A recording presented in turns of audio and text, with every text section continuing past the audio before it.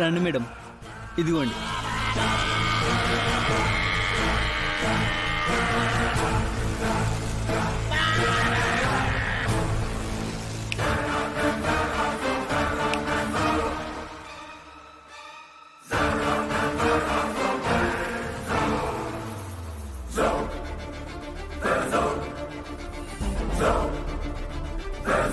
ఇక్కడ నేను, అక్కడ నువ్వు, మధ్యలో ఈ కట్టకటాలు.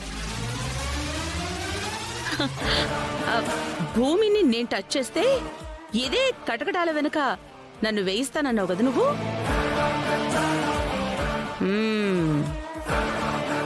ఇవే కటకటాల ముందు నేనున్నాను, వెనక నువ్వున్నావు. భలే గమ్మత్తుగా ఉంది కదూ.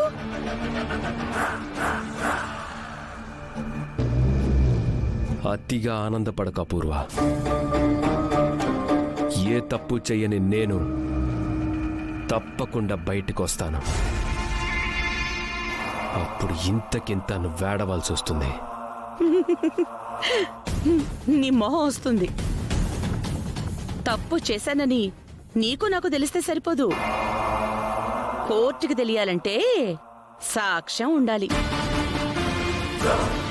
నువ్వే మా బావని చంపబోయావని నీకు వ్యతిరేకంగా సాక్ష్యం చెప్పే రాజారత్నం అనే సాక్షి నా మనిషి.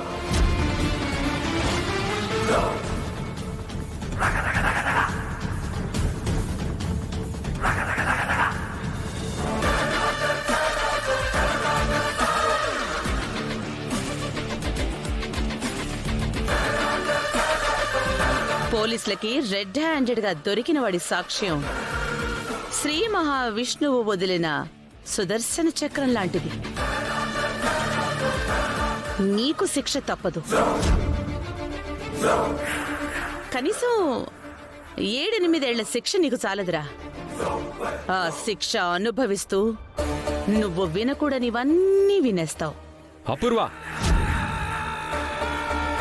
రచ్చగొట్టకు. నాకు కోపం వస్తే ఈ గేటు పెద్ద అడ్డు కాకపోవచ్చు.